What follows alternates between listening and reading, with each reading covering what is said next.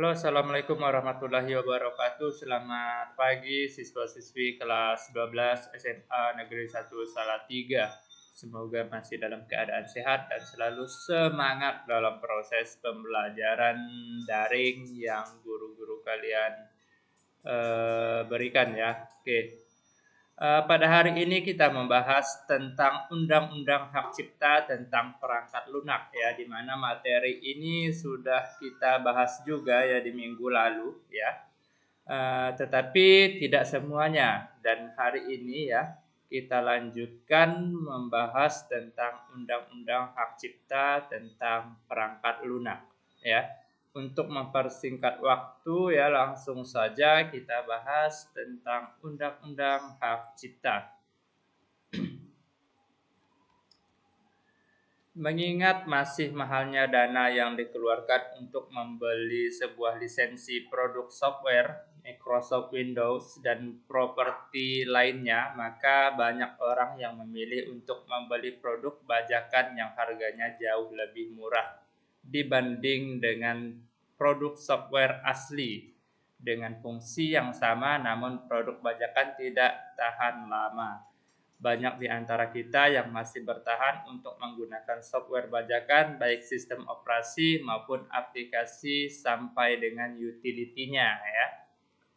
Oke, di kelas 11 ya, kita juga sudah belajar tentang sistem operasi dan kita juga sudah belajar tentang utility ya. Jadi kalian ya mudah-mudahan masih ingat dengan sistem operasi itu apa dan utility itu apa ya. Oke, kalaupun kalian lupa, silakan kalian buka lagi materi di kelas 11 ya. Oke, kita lanjut. Penegak hukum berusaha memberantas software bajakan yang kini telah menjamur di masyarakat Indonesia, menyusul diberlakukannya Undang-Undang Nomor 19 Tahun 2002 tentang Hak Cipta. Razia terhadap software bajakan pun marak dilakukan akhir-akhir ini. Razia software bajakan bisa dilakukan di pusat penjualan materi bajakan tersebut ya. Saat ini polisi semakin gencar memeriksa perusahaan-perusahaan yang menggunakan software bajakan untuk keperluan komersial. Selain perusahaan yang menjadi target untuk dilakukan razia adalah warnet yang menggunakan software bajakan ya. Jadi ya memang dari dulu kalau software bajakan itu memang benar-benar dilarang ya karena melanggar hak cipta. Dan minggu lalu pun kita sudah bahas juga ya tentang pelanggaran hak cipta. Jadi kalau memang ada orang yang sengaja melakukannya ya bisa jadi didenda 5 tahun penjara ya, dan didenda itu sekitar 500 juta rupiah ya. Jadi ya kalian berhati-hati ya jika menggunakan software yang sifatnya bajakan. Kita lanjut. Mungkin kita sering mendengar pernyataan-pernyataan ya. Yang pertama, kalau tidak membajak tidak bisa pintar. Kalau tidak pernah ada bajakan, IT Indonesia tidak akan seperti sekarang. Ya. Tapi pernyataan-pernyataan itu terbalik ya. Kita bisa pintar tanpa membajak. Sekarang telah ramai diperbicarakan tentang open source ya, seperti Linux dan software-software lainnya yang dapat dijadikan alternatif software tanpa harus menggunakan barang bajakan. Ada dua pilihan solusi yang dapat diambil untuk menghindari kegiatan menggunakan software bajakan ya. Yang pertama, menggunakan software Windows yang asli dan berlisensi dengan biaya yang sangat mahal. Kedua, kalau tidak mau keluar banyak uang, gunakan open source software seperti Linux dan open source software lainnya sebagai alternatif pengganti Windows ya. Jadi, tapi kalau udah terbiasa menggunakan Windows, kalau kalian berpindah ke Linux dan sebagainya itu agak janggal ya rasanya ya. Seperti itu. Oke, kita lanjut.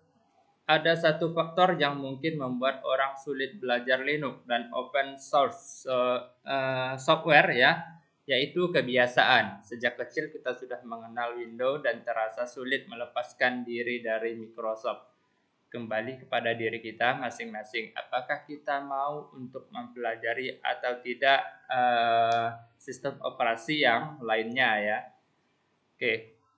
Selanjutnya, aplikasi Linux dan open source software lainnya tidak kalah canggih. Fungsionalitas dari free atau open source software ya, ada yang kurang sama dan bahkan untuk beberapa aplikasi tertentu justru jauh lebih andal daripada yang tidak open source ya. Intinya open source software memberikan fleksibilitas dengan biaya yang rendah dan sangat mendukung peningkatan produktivitas di perusahaan-perusahaan dan usaha lain.